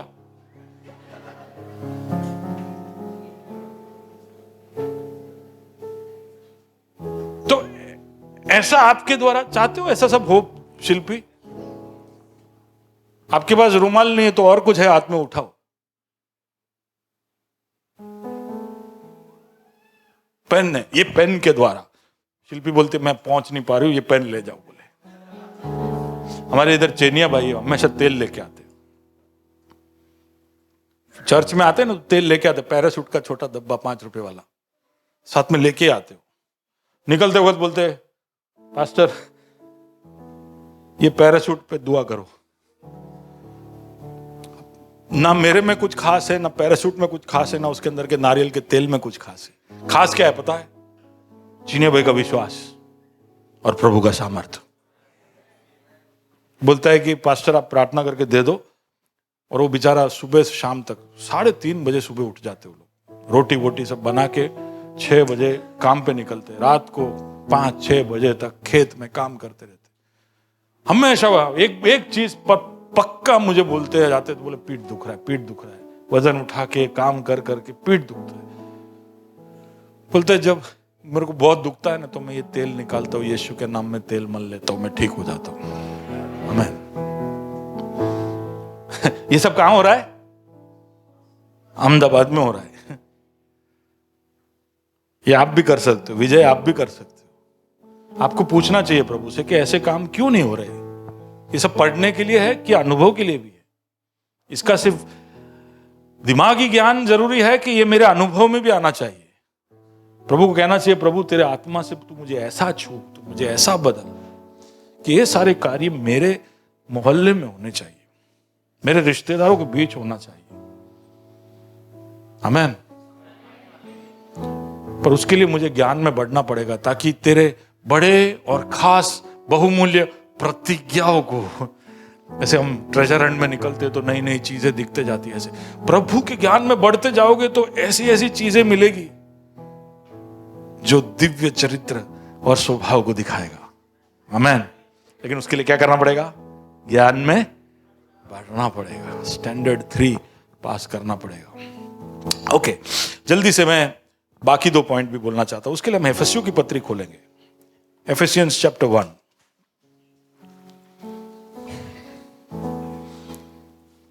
और उसका 17वां अध्याय। अब स्टैंडर्ड 4 की ओर जा रहे हैं, वर्स 17। हमारे प्रभु यीशु मसीह का परमेश्वर जो महिमा का पिता है, तुम्हें अपनी पहचान में ज्ञान और प्रकाश की आत्मा दे। ओके, ये सब जो संबोधन है ना उसकी ओर गौर करना चाहिए। हमारे यीशु मसीह का परमेश्वर, यीशु मसीह खुद परमेश्वर है, उसका परमेश्वर कुछ कुछ बातें जब बोलता है तो पौलुस जिस तरह से दर्जे बिठाता है, पोजीशन करता है, वो सब अपने आप में एक पढ़ाई है। लेकिन मैं वहां नहीं जा रहा हूं। हमारे यीशु मसीह का परमेश्वर जो महिमामय पिता है, वो क्या करे? तुम्हें अपने ज्ञान में, तुम्हें अपनी पहचान में ज्ञान और प्रकाश का आत्मा दे। इंग्लिश में से लिखा है, for the knowledge of God may he give you a spirit of wisdom and revelation. अब सुनिए, यहां तक जो ज्ञान था वो आपके ऊपर निर्भर था, बनाने वाला, बचाने वाला, बुलाने वाला, और जो प्रतिज्ञाएं आपने प्राप्त की वो सब आपके उस रुचि की वजह से था। लेकिन आप ज्ञान में बढ़ते जाओगे तो एक ऐसा स्टेज आता है जब प्रभु बोलता है कि ये अब तेरे बल से तू इतना प्राप्त कर सकता है, लेकिन अब मैं थोड़ा और तुझे दूंगा।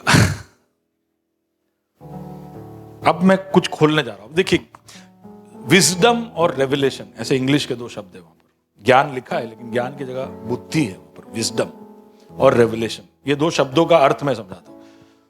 बुद्धि का मतलब है जो चीजें भविष्य में होने वाली है उसको लेकर ज्ञान। बुद्धि किसको बोलते? कि कुछ हुआ नहीं है लेकिन मुझे मालूम है कि मुझे क्या करना है। हां, आप हो मेरे साथ? जो बीती बातें हैं उसके बारे में ज्ञान को ज्ञान ही बोलते, लेकिन भविष्य में जो बातें हैं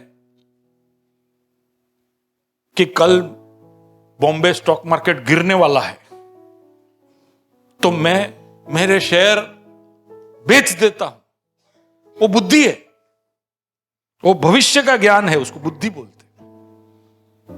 तो एक वो बोलता है कि तुम्हें बुद्धि प्रभु की ओर से मिले, दूसरा कि तुम्हें प्रकाश मिले। प्रकाश का मतलब, रेवलेशन का मतलब है वो बातें जो छुपी हुई है, छुपी हुई है, वो भविष्य में नहीं है, वो छुपी हुई अभी भी है लेकिन आपको दिख नहीं रहा है। ठीक है, अभी मैं जैसे अभी रोमिल को देख रहा हूं तो रूत अभी कहां है, वो उसके मन में छुपा हुआ है, मुझे नहीं दिख रहा है। वो बताएगा मुझे, जब वो मुझे बताएगा तो क्या होगा? तो रेवलेशन होगा कि भैया रूत ऑफिस गई है, बाहर गई है। आप हो मेरे साथ? यानी वो हमसे छुपी हुई है, प्रकाशन। जब शादी हो जाती है ना तो बहुत सारी चीजें हम एक दूसरे को बताते हैं, लेकिन फिर भी कुछ ऐसी बातें होती है जो रहस्य होती है, बहुत ही सीक्रेट होती है, जो हम नहीं बताना चाहते किसी को। कुछ ऐसी हमारी इच्छाएं होती है जो हमने कोई भी इंसान को बताया नहीं होता है। सब बीवियां आंख बंद करो प्लीज, सारी बीवियां आंख बंद करो। पति लोग अब मेरे को जवाब दो। कुछ ऐसे रहस्य है 100% होगा। कुछ ऐसे रहस्य है, कुछ ऐसी योजनाएं है जो शायद हमने किसी को बताया ही नहीं होगा क्योंकि उसका समय नहीं आया होगा, या उसके लिए हमें मौका नहीं मिला होगा, या इतना भी प्यार मेरे को नहीं है। हो सकता है, होता है, और ऐसा होना ही चाहिए। जैसे एकदम लल्लू के जैसे पहली बार लड़की को मिले तो बोले मारी 3 गर्लफ्रेंड थी, ऐसा सब बोलोगे ना तो कौन मंगनी करेगा तुम्हारे साथ? शादी नहीं होगा तुम्हारा। इतना भाई मैं तो सब एकदम क्लियर रखना चाहता हूं। अरे भाई, जो हो गया हो गया, 3 थी 30 थी, कोई फर्क नहीं पड़ता, आगे बढ़ने का। अब कोई नया गर्लफ्रेंड नहीं बनाना, वो ज्यादा इंपॉर्टेंट है। समझ रहे हो मेरी बात को? कुछ लोग बड़ा दिल खोल के सब कुछ बता देते शादी के दिन रात को। आज अपने लग्न जीवन की शुरुआत है, शुरुआत करने से पहले मैं मेरा लाइफ खोलना चाहता हूं। वहीं पे उसका पुस्तक खुल जाता है, फिर पास्टर लोग बाइंडिंग में लग जाते हैं। ऐसे सब कृपया ना करे। संभाल के रखे, एक समय आएगा तब अपना चिट्ठा खोलना। प्रभु भी सब कुछ ऐसे ही सबको नहीं बताता। उसके चेले आके उससे पूछे कि तू ऐसे कहानियों में और दृष्टांतों में क्यों बात करता है? तो उसने कहा, प्रभु के राज्य के रहस्य सबके लिए नहीं है। सबके लिए नहीं है, वो उनके लिए है जो 4th स्टैंडर्ड में आते हैं, जो दिखाते हैं कि हमें है चाहिए। ओ प्रभु अपना दिल खोल के सोदोम को नाश करने जा रहा था, तो उसने कहा कि मैं मेरे दास इब्राहिम को कैसे ना बताऊं, कैसे ना बताऊं। पढ़िए ना वो जेनेसिस चैप्टर 18 वर्स 17। तब यहोवा ने कहा, हाँ, यह जो मैं करता हूं उसे क्या अब्राहम से छिपा रखूं? छुपा रखूं मैं? देखो प्रभु का दिल कैसा है। प्रभु आपके जीवन में ऐसा कुछ नहीं करना चाहता है जो आपको बताए बगैर, पर उसके लिए इब्राहिम के लेवल तक आना पड़ेगा। प्रभु इब्राहिम को देख के कहता है, ये मेरा दोस्त है, ये मेरा। आपको देख के क्या कहेगा? क्या कहेगा आपको देख के?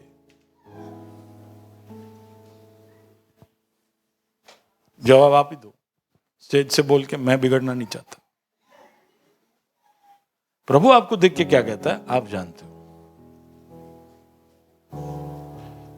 अब्राहम से कहा कि मैं इसको बताए बगैर मैं कुछ नहीं करूंगा। उसके जीवन के साथ या उसके प्रियजनों के साथ मैं इसको बताए बगैर कुछ नहीं करूंगा। That is the spirit of wisdom and revelation.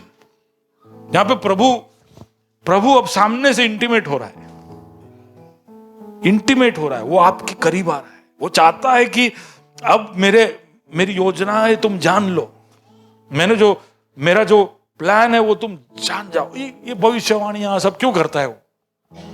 हमको ऐसा लगता है कि हमको बचाने के लिए, ऐसा नहीं। उसकी भविष्यवाणियों के द्वारा हम खुश हो जाए, आशा से भरपूर हो जाए, इसके लिए वो करता है कि यार जानो मैंने तुम्हारे लिए क्या रखा है। ही इज एक्साइटेड, इसलिए वो बताता है। पॉल किसको कह रहा था पता है? एफेसस की कलीसिया को। किसको कह रहा था? एफेसियों की पत्री में हम पढ़ रहे, एफेसस की कलीसिया। वर्स नंबर 15 पढ़ो, वर्स नंबर 15। हाँ, इस कारण मैं भी उस विश्वास का समाचार सुनकर जो तुम लोगों में प्रभु यीशु मसीह पर है और सब पवित्र लोगों पर प्रकट है। इंग्लिश में मैं समझाता हूं, इंग्लिश में जो लिखा है वो समझाता हूं। एफेसियों को कह रहा है कि मैंने तुम्हारे विश्वास के बारे में सुना है और पवित्र लोगों के लिए तुम्हारा जो प्यार है उसके बारे में भी सुना है। आपका क्या सुना है? अब हमारा तो कोई बात कोई अगल बगल में भी किसी को पता नहीं होता है। हम तो हमारा विश्वास छुपा के रखते हैं। किसी को पता नहीं चलना चाहिए कि मैं विश्वास किस पे करता हूं। यीशु ने कहा कि तुम एक दूसरे को प्रेम करोगे तो सब जान जाएंगे कि तुम मेरे चेले हो। लेकिन हमारे जीवन से तो किसी को पता नहीं चलता किसका चेला है। पर एफेसियों के बारे में बोल रहा है कि तुम्हारे विश्वास के बारे में मैंने एक ऐसा विश्वास जो दूर दूर तक, मीलों तक जाता था, उस विश्वास की खबरें दूर दूर तक जाती थी। उस प्यार जो उन्होंने दिखाया उसकी खबरें दूर दूर तक गई। प्रभु वहां पर पौलुस कहता है, आगे पढ़िए, तुम्हारे लिए धन्यवाद करना नहीं छोड़ता। ये सुनकर, तुम्हारा विश्वास और प्रेम के बारे में सुनकर मैं क्या करता हूं? धन्यवाद, धन्यवाद प्रभु, धन्यवाद। एफेसुस की कलीसिया के लिए धन्यवाद। क्या अनोखा विश्वास है उनका, कितना खतरनाक विश्वास है उनका, कितना जबरदस्त प्यार है उनका। प्रकाशित वाक्य के अंदर एफेसुस की कलीसिया पहले शताब्दी की कलीसिया का प्रतीक है। इट इज अ रिप्रेजेंट, प्रतिनिधि है। जब फर्स्ट सेंचुरी चर्च बोलते हैं ना तो कौन सा कलीसिया है? एफेसस। फर्स्ट सेंचुरी चर्च है ये, पहले शताब्दी का कलीसिया। ये जो सारे प्रेरित थे उसका प्रतिनिधि है एफेसस। उसका विश्वास, उसका प्यार इतना अनोखा था। पौल कहता है कि मैं थैंक यू बोलना बंद नहीं करता। इतना खतरनाक तुम्हारा प्यार है। लेकिन फिर उसी सेंटेंस में क्या लिखा है? और अपनी प्रार्थनाओं में तुम्हें स्मरण किया करता हूं। हाँ, अब इतना थैंक यू बोलने के बाद, लेकिन मैं तुम्हारे लिए कुछ प्रार्थना करना चाहता हूं। कई बार पास्टर लोग पूछते हैं, प्रार्थना कोई विशेष है? નથી साहब, નથી। हमारे किसी को कमर में दर्द, पेट में दर्द, सर में दर्द, कुछ नहीं। प्रार्थना विषय, हमारा प्रार्थना का विषय क्या है? यही सब है। दर्द प्रार्थना, तकलीफ प्रार्थना। लेकिन कोई एकदम भला चंगा फर्स्ट क्लास टन टनाटन एकदम, उसके लिए कभी प्रार्थना करने का इच्छा होता है? आने क्या प्रार्थना जरूर है। आटलू तो मस्त गाड़ी चाले जानो, ऐसा ही नहीं? ऐसा ही है कि नहीं? प्रार्थना किसको चाहिए? वो बेचारा लड़खड़ा के ऐसा ऐसा घायल मुरझाया हुआ आता, उसको साहब आने बहुत प्रार्थना जरूर है, बहुत प्रार्थना जरूर है। मैं तो उतना ही टनटना, उसको भी जरूरत है। प्रभु में जो दृढ़ है उसको भी प्रार्थना की जरूरत है। पौलुस कहता है कि एफेसुस को भी प्रार्थना की जरूरत है। अब इसको प्रार्थना किस विषय के लिए चाहिए? और फिर बोलते, मैं निरंतर प्रार्थना करता हूं कि हमारे यीशु मसीह का खुदा, महिमा में पिता तुम्हें अपने ज्ञान, अपने पहचान में ज्ञान और प्रकाश का आत्मा दे। सब कुछ होगा तो भी अब बाकी है, और अब पक्को हो गया। मार लाइफ सारू चाले साहेब, प्रभु ग्रेस में आया પછી શું લાઈફ છે? નથી, હજી શરૂઆત છે। आप कितने भी अच्छे हो जाओगे और भी है। कोई पिछले हफ्ते हमने देखा ना कि जो समझता है कि मुझे बहुत कुछ पता है, वो सोच ले कि हमें जैसा पता होना चाहिए वैसा पता नहीं है। Okay, the spirit of wisdom and revelation, प्रभु अपना दिल खोल के बताता है। ओके, अब स्टैंडर्ड 5 जल्दी से खत्म करते, वर्स 18। और तुम्हारे मन की आंखें ज्योतिर्मय हो कि तुम जान लो कि उसकी बुलाहट की आशा क्या है, और पवित्र लोगों में उसकी मिरास की महिमा का धन कैसा है। And verse 19। और उसकी सामर्थ हम में जो विश्वास करते हैं कितनी महान है। उसकी बस कितनी महान है। तुम्हारे मन की आंखें ज्योतिर्मय हो कि तुम जान लो कि तुम्हारे बुलाने से कैसी आशा होती है, और उसके संतों में तुम्हारे मिरास की महिमा का धन कैसा है। वापस बाजू वाले को बोलो, स्लो, कई खबर ना पड़ी।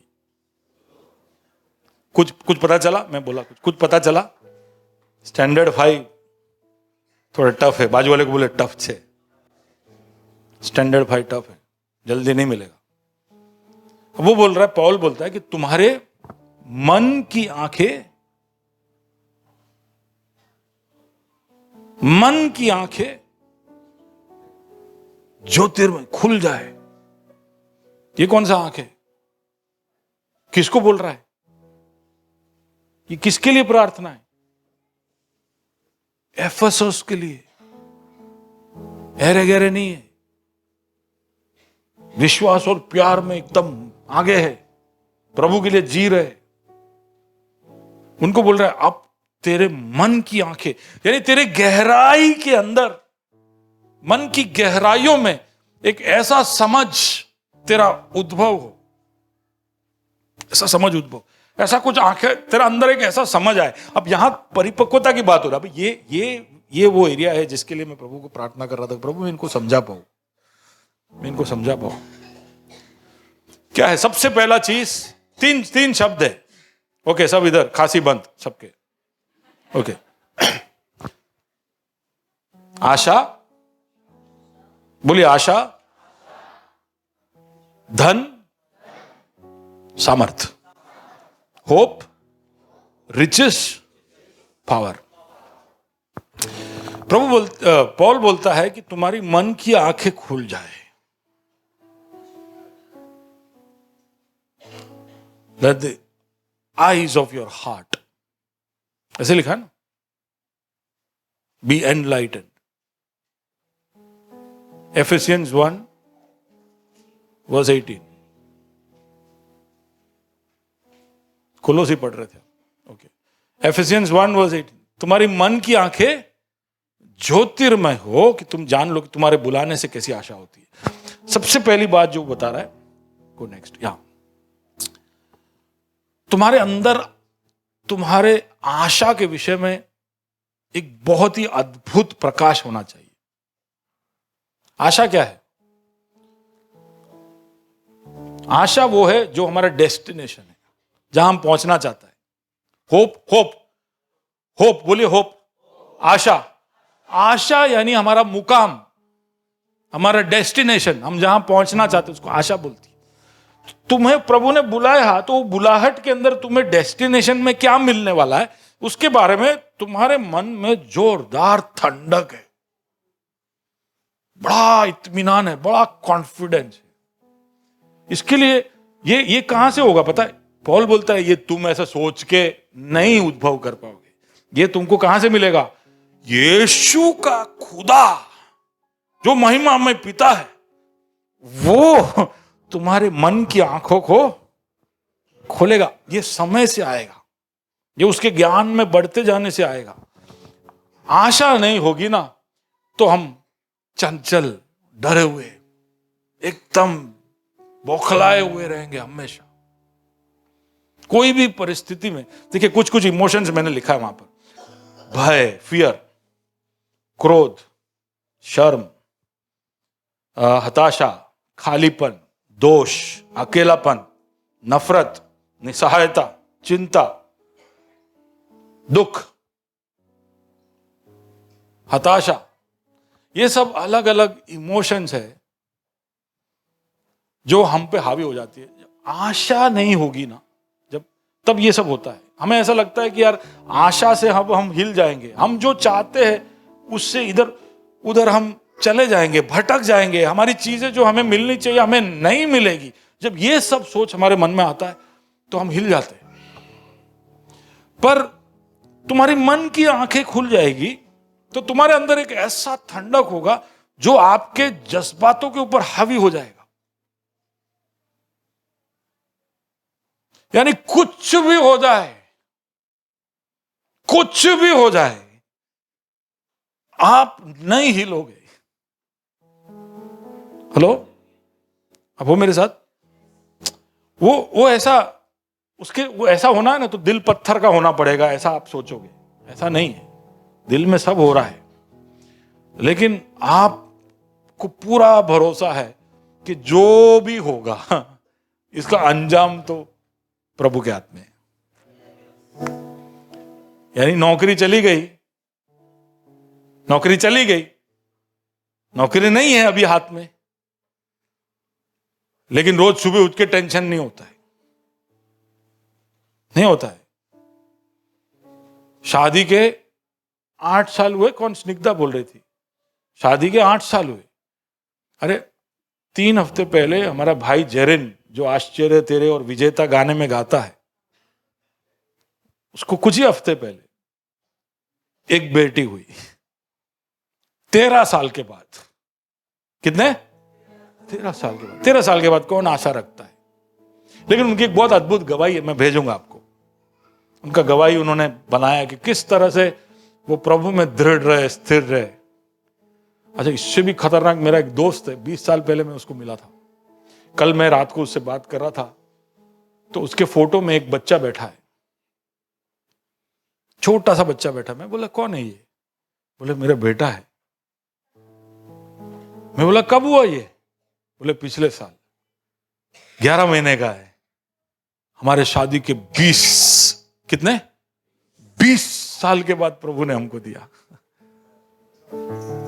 हेलो, 20 साल के बाद बच्चा हुआ। तब तक तो हम तो क्या क्या कर देते हैं, हम कितनी और योजनाएं बना देते कि ये तो ये।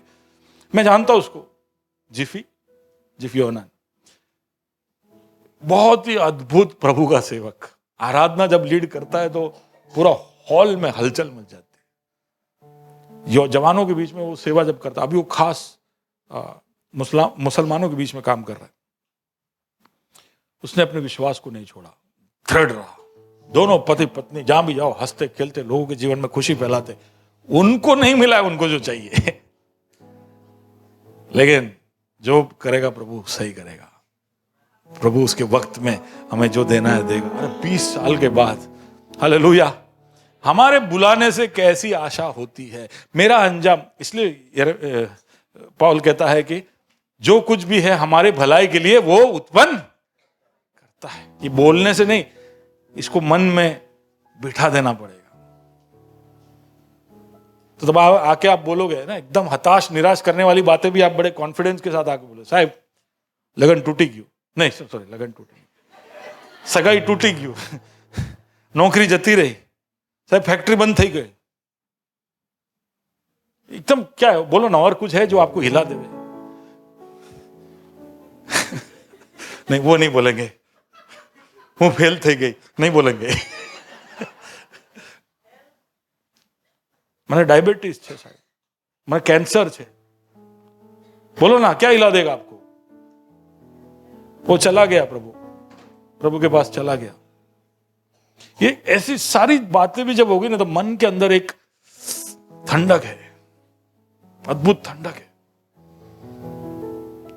वो प्रभु से आ सकता है, वो प्रभु के ज्ञान से आता है। दूसरा, जल्दी से आगे बढ़ता हूं, कि उसके पवित्र लोगों में उसकी मिरास की महिमा का धन कैसा है ना, उसकी मिरास की महिमा का धन। अब इस पूरे सृष्टि में सबसे बहुमूल्य चीज क्या है पता है? यहां लिखा है, प्रभु की कलीसिया। इस पूरे सृष्टि में सबसे बहुमूल्य क्या है? प्रभु की। उससे बहुमूल्य कुछ है नहीं, क्योंकि उसको बचाने के लिए सृष्टिकर्ता का इकलौता का खून बहा। उससे मूल्यवान कुछ है? यानी सबसे मूल्यवान क्या है? अभी सब कुछ लोग बोल रहे आइला चर्च, कैसे लोग हैं? चर्च के बारे में हम क्या सोचते हैं? हाँ बकवास लोगों से यार, किसी को नौकरी पे भी नहीं रख सकते, किसी को पैसा दिया तो गए काम से, वादा किया तो नहीं निभाते। कौन है ये सब? है ना? कितने लोग चर्च से खुश है? पर अभी मैं आगे जो बोलता हूं भी सुनो। सबसे बहुमूल्य है चर्च, लेकिन चर्च के अंदर के लोग सबसे ज्यादा चोट पहुंचाते, दर्द देते, हताश करते। लेकिन फिर भी सबसे बहुमूल्य है, इस सृष्टि में सबसे बहुमूल्य है। बाजू वाले को बोले, सही लाओ, बोला हे बहुमूल्य।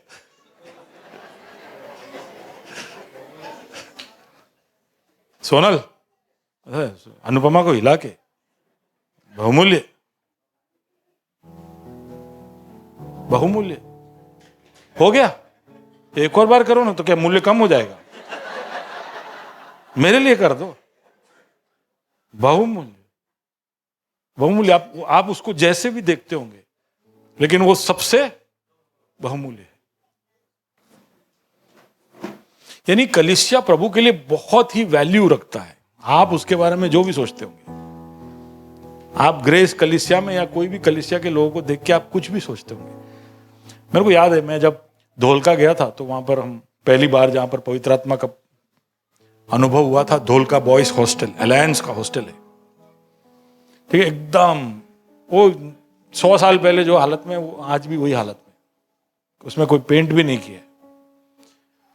लेकिन उसके बाजू में एक बहुत ही आलीशान सा मंदिर था। मैं और पास्टर जॉनसन वर्गीस बेथेल एजिया बेंगलोर के, हम दोनों वहां गए थे देखने के लिए। तो वापस आते वक्त जॉनसन वर्गीस को मैंने कहा कि कैसा हाल करके रखा है हॉस्टल का, कभी पेंट भी नहीं करते, वाइट वॉश भी नहीं करते। उन्होंने बोला, जियो, ये कितना भी टूटे हुए हालत में होना, वो मकान से ज्यादा बहुमूल्य है। हालेलुया। कैसा भी होना, ये दुनिया की बाकी सारी चीजों से ज्यादा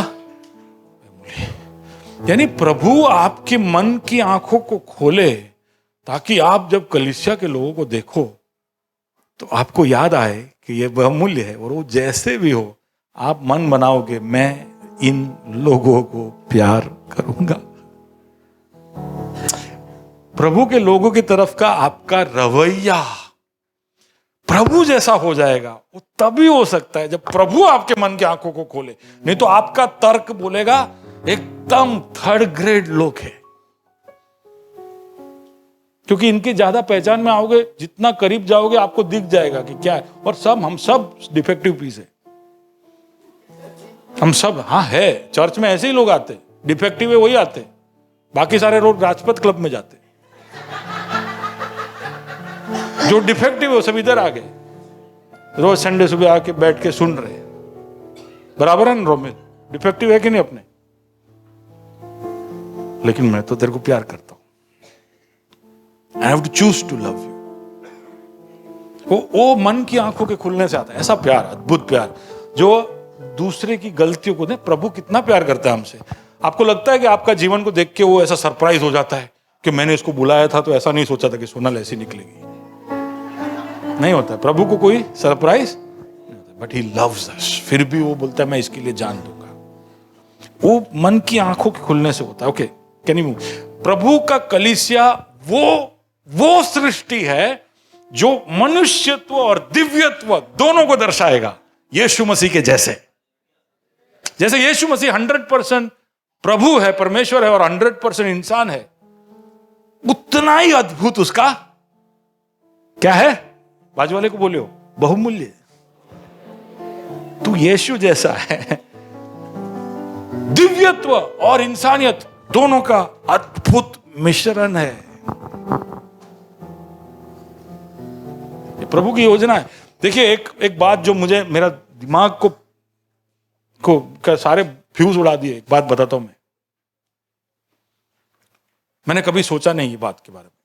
जब आदम ने पाप किया तो सारे ब्रह्मांड पर उसका असर हुआ। हेलो, हम कहते हैं ना कि सारी सृष्टि उद्धार करा दिखती है, तभी भी मैं ऐसा ही सोचता था सृष्टि यानी पृथ्वी।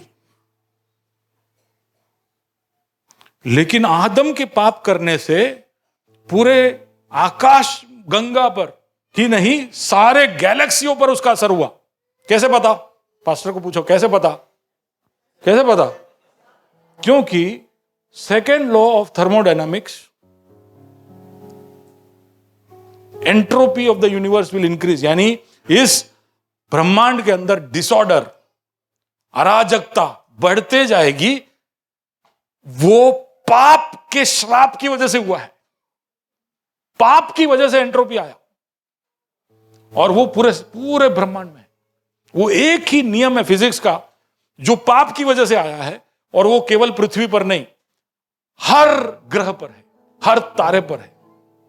उसका मतलब इंसान ने पाप किया तो सारे यूनिवर्स पे असर हुआ।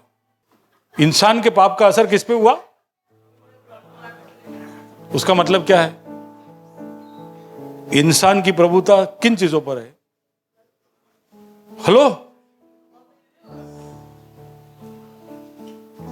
अब्राहम, आपका रीजन क्या है? आपका रीजन ऑफ इन्फ्लुएंस क्या है? यूनिवर्स, खाली अर्थ नहीं है। किसका है? किसका है ये इन्फ्लुएंस? बोलिए, मेरा है, कलीसिया का है। प्रभु जब लौट के आएगा तो खाली हमको अर्थ नहीं देगा, कुछ ऐसा देगा जो पूरे ब्रह्मांड को कवर करता है। इसलिए बोला कि तुम्हारे दिमाग में आया नहीं जो मैं तुम्हारे लिए तैयार किया है। हेलो, अब ये अपने दिमाग में आ गया, इसलिए इससे भी बढ़कर वो देने वाला है। आमीन, हालेलुया। ये किसको देगा? कलीसिया को। कलीसिया को देगा। तो उसका मतलब ये कलीसिया से तुम नफरत कर सकते हो? कलीसिया के किसी भी व्यक्ति के ऊपर या उसके कोई भी चीज से आप नफरत नहीं कर सकते, क्योंकि ये प्रभु का बहुमूल्य खरीदा हुआ अपना शरीर और अपने दुल्हन है।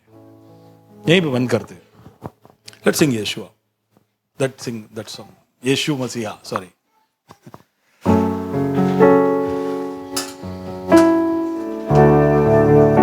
इसमें एक और बात था उसका महान सामर्थ्य, उसका महान सामर्थ्य, अद्भुत सामर्थ्य। हमारे दिल की आंखें खुल जाए, हमें दिख जाए कि शत्रु कितने भी वार करे हम पर उसका असर नहीं होगा, पर हमारी मन की आंखें प्रभु हमारी खोल देना, मन की आंखें ज्योतिर्मय हो कि हम जान ले कि तेरे बुलाने से कैसी आशा होती है,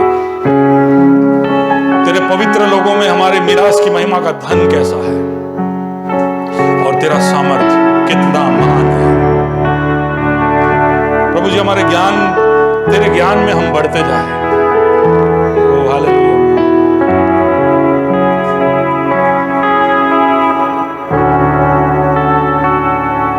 मसीहा इम्मानुएल बादशाह है यहूदा, हो जाहिर तू यहाँ।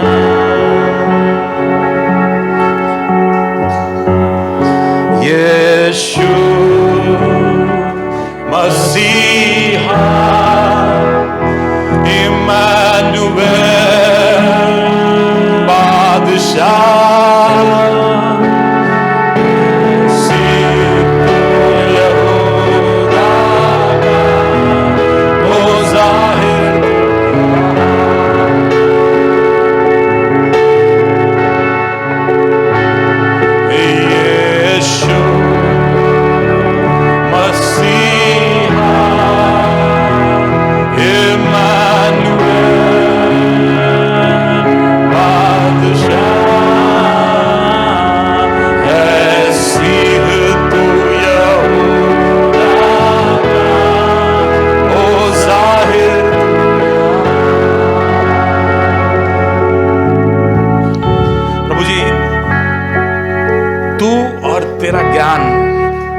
हमारे जीवनों में तू जाहिर कर, तू जाहिर कर, तेरे प्यार को हमारे जीवनों में जाहिर कर, तेरी इच्छा को जाहिर कर, तेरे पहचान में ज्ञान और प्रकाश को जाहिर कर, हमारे मन की आंखों को ज्योतिर्मय कर, तेरे प्यार को जाहिर कर, कलीसिया सामर्थ्य में आगे बढ़ने पाए खुदावंत, हम तेरे ज्ञान में, तेरी समझ में एक नए पड़ाव तक पहुंच पाए, इसके लिए हमारी मदद करना। एक आखिरी बात, ओ यीशु मसीहा इम्मानुएल बादशाह, ऐसी यहूदा ओ जाहिर यावे,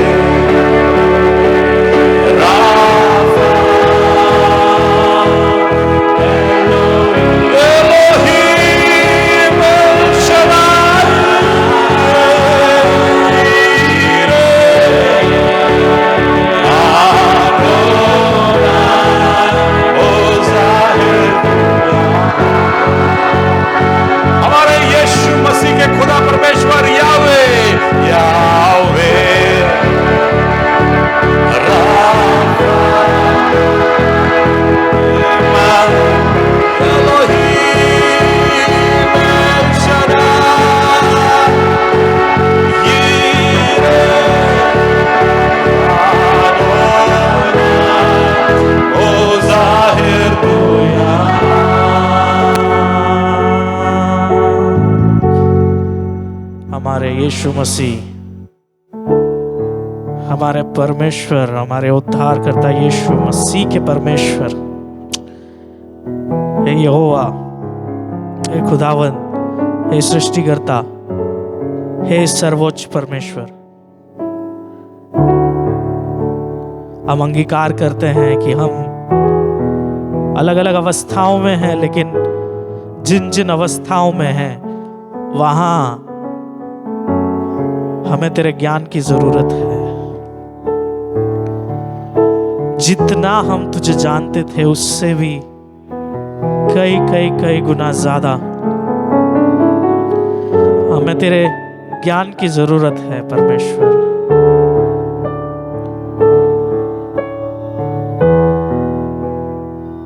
वो जाहिर कर अपने आप को हमारे अंदर परमेश्वर। तेरे ज्ञान, तेरे बुद्धि, तेरे प्रकाश, तेरे प्रकटीकरण, तेरे आशा, तेरे उद्धार, तेरी योजनाएं, तेरे वायदे,